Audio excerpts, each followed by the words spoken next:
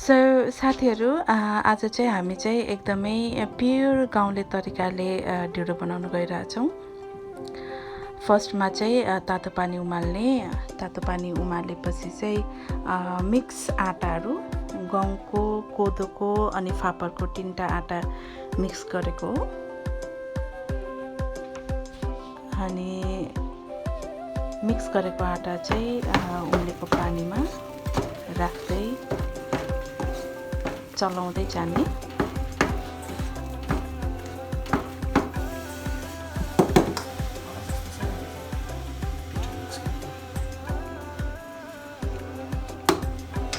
बिस्तारै चलाउँदै जाने, आटा राख्दै जाने, चलाउँदै गर्नुपर्छ, नत्र चाहिँ फेरि गाठो ढिक्काहरू पर्छ आटाको।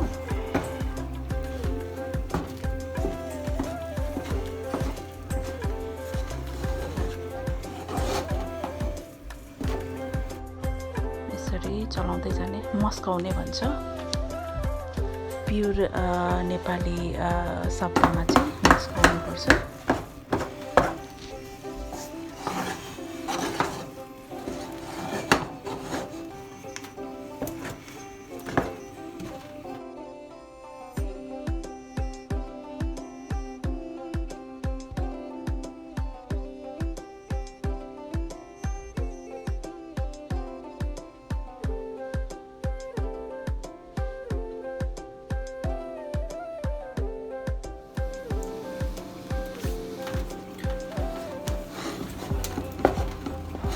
जति मस्कायो त्यति मिठो हुन्छ।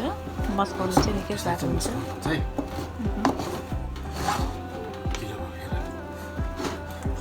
निकै एनर्जी लाएर मस्काउनु पर्छ।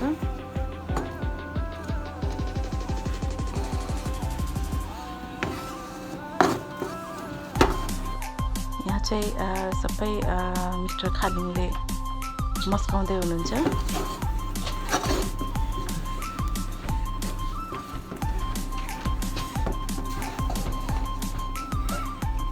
अनि यहाँ चाहिँ अर्को चुल्हामा चाहिँ यहाँ युकेको लोकल कुखुराको सुप बनिँदैछ। आजको रेसिपी चाहिँ सबै मिस्टर खालिङको ढिँडो पनि अनि लोकल कुखुराको सुप पनि।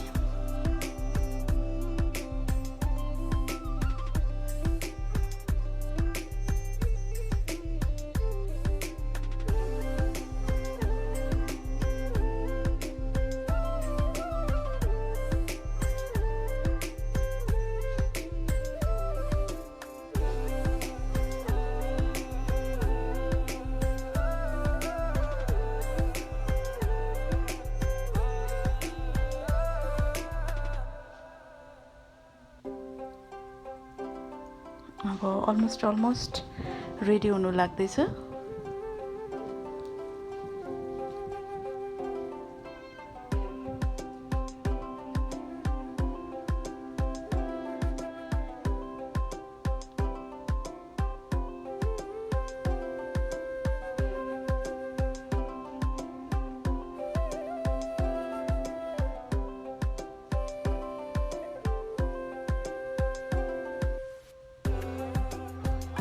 एकछिन छोपिदिने। अनि यहाँ टमाटरको अचार चाहिँ मैले बनाएको रेडी। सिम्पल गोलबेडा, धनियाँ, खुर्सानी, लसुन अनि तिम्मुरको अचार।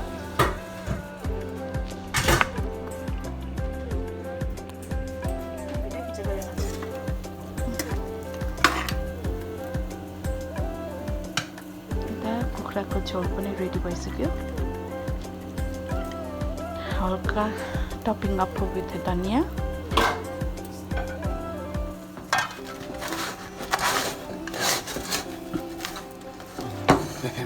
हो माम्री पनि बसेछ ढिँडोको त।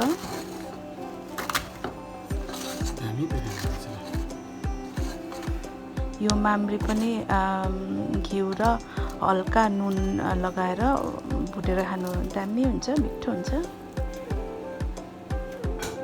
स्पेसली अर्को दिन ढिँडो बनाएको अर्को दिन खानु मिठो हुन्छ।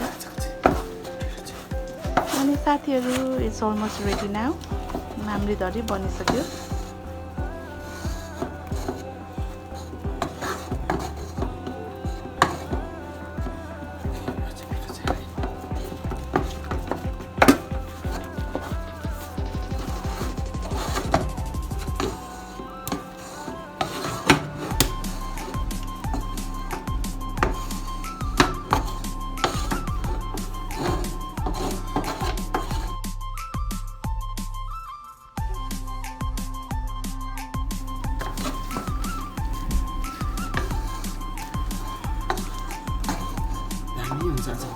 मिठो हुन्छ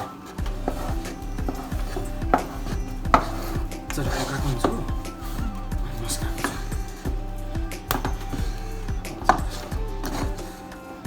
भयो अब चाहिँ लास्ट हो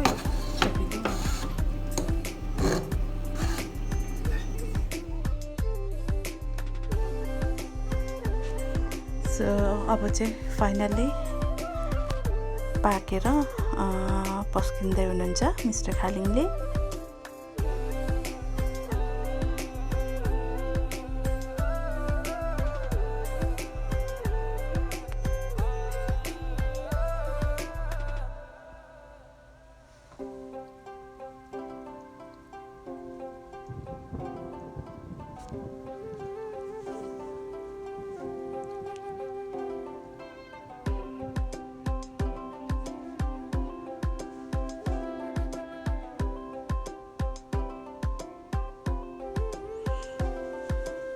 ओ माई गॉड यति धेरै खान सकिन्छ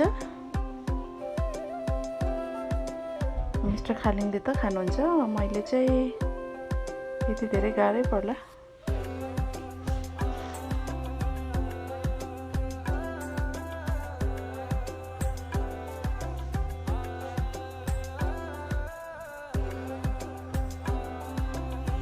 चट्ट लाएर कुखुराको झोल पनि साइडमा अरू एक्स्ट्रा एडिसनल तरकारी केही नबनाएको अनि यो डल्ले खोर्सानी पनि आफ्नै बारीमा फलेको डिप फ्रिज गरेर राखेको अनि टाइममा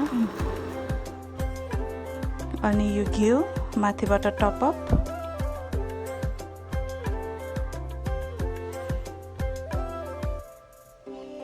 घिउ कुखुराको झोल अनि टमाटरको अचार एकदमै सिम्पल ढिँडो सेट मिस्टर खालिङको ढिँडो सेट इज रेडी अब चाहिँ यसरी है साथीहरू I'll see you in next week with the next video. Bye, take care.